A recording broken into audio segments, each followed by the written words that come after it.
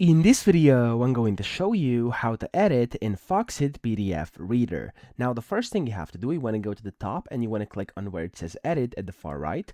And then from here, as you can see, you have a bunch of different options for editing. Now, of course, most of you likely are looking for this edit text and edit object feature. So simply click on edit text over here. And then here, it's going to prompt you to actually open up the Foxit PDF editor. So if you don't have that, make sure you actually download it because you're going to need it to be able to do that. And then just click on open Foxit PDF editor over here. I have it on my computer, so as you can see, it's going to allow me to do this. And then here you'll basically be able to again select your files. So I'm going to click on open file here. I'm going to open up the same file, click open again.